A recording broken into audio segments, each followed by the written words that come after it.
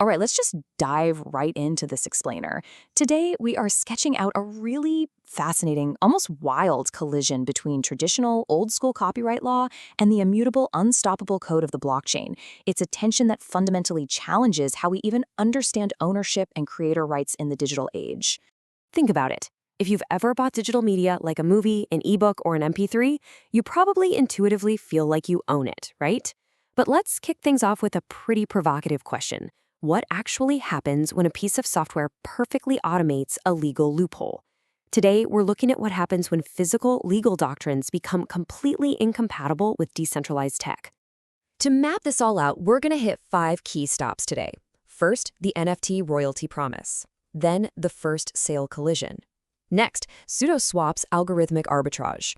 We'll follow that up with the royalty trilemma, and finally wrap up with the future of creator rights. Let's get moving. Part 1, the NFT royalty promise.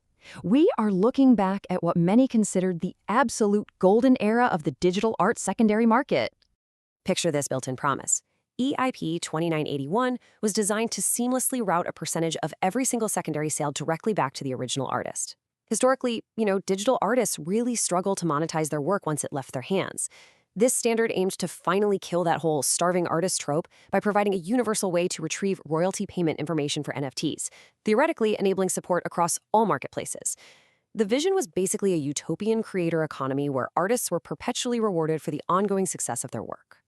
And honestly, this socially enforced standard worked incredibly well for a while. It unlocked over $1.8 billion with a B in royalties for Ethereum-based creators. Major brands, legacy players, crypto-native organizations, they all raked in hundreds of millions of dollars. For a hot second, it really felt like Web3 had totally solved the monetization problem for digital art. But then comes part 2, the first sale collision. To figure out why this whole system suddenly fractured, we actually need to step back and contrast it with the physical world.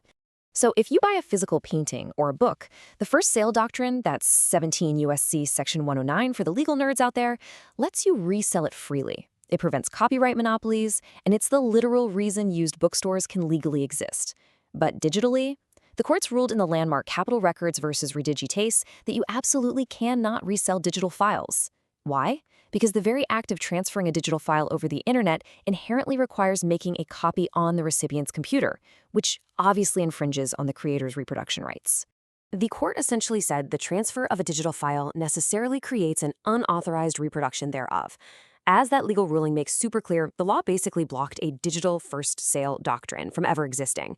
The Copyright Office and courts have consistently maintained that because digital goods aren't tangible and transferring them involves copying, you just don't get those same resale rights you have with physical objects. So the crucial point here is that NFTs seemingly solved this, right? They made digital assets uniquely transferable on the blockchain without double spending. They created real digital scarcity. But here's the fatal flaw in the system. Those massive 5 to 10% royalty payments we just talked about, they were just a fragile social norm. They were enforced by the off-chain databases of centralized marketplace websites like OpenSea, not by the blockchain itself.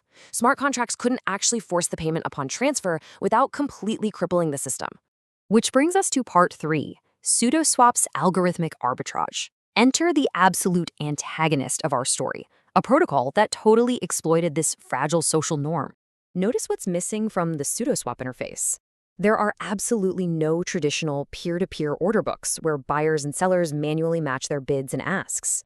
Instead, pseudo-swap introduced peer-to-peer liquidity pools where traders could just instantly buy and sell NFTs right into the protocol. It operates a lot like Uniswap, but for non-fungible tokens. Under the hood, this platform is powered by pseudo-AMM. It algorithmically adjusts asset prices using mathematical bonding curves, basically replacing human negotiation with cold, hard math. Liquidity providers set up pools with a starting price and a curve, maybe a linear curve that bumps the price by a flat amount after every purchase, or an exponential curve that increases it by a percentage. It is incredibly minimal and hyper-gas efficient.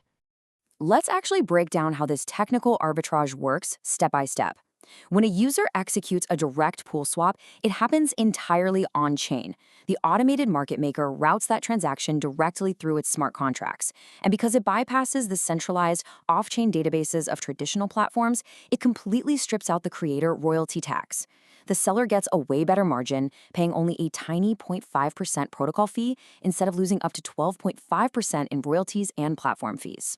Watch how the code works in reality. You have this exponential bonding curve calculating the price instantly. The code operates as a pure execution environment. It cares about liquidity, price impact, and slippage, and that's it. It completely ignores the EIP 2091 standard because mathematically it's just not required to execute the trade. Part 4, the royalty trilemma. Now you might be wondering, how is it actually possible that smart contracts cannot just force the payment to happen? Well, blockchain researchers point out that a digital asset protocol faces what's called a royalty trilemma. Basically, you cannot simultaneously achieve all three of these properties. If you want absolute on-chain royalty enforcement, you have to sacrifice either the network's Turing complete, meaning limitless programmability, or you have to destroy asset self-sovereignty by giving a creator the power to unilaterally freeze or revoke your token. Because blockchains like Ethereum prioritize the absolute freedom to program and transfer assets, the core transfer functions literally cannot distinguish between you just shuffling assets between your own personal wallets and you making a commercial sale. Any attempt to force royalty collections on-chain is immediately vulnerable to zero-fee protocol arbitrage. The code simply routes around the restriction, like for instance by just wrapping the token in a new contract. And man, this led to a brutally efficient dynamic. As the market naturally flowed toward highly liquid, low-friction automated protocols, it triggered this massive race to the bottom during the crypto bear market. Other platforms, desperate for market share, followed pseudo-swap's lead and slashed royalties to zero or made them totally optional. This severely impacted fine artists and creators who had structured their entire livelihood around these anticipated downstream revenues. Which brings us to part 5, the future of creator rights.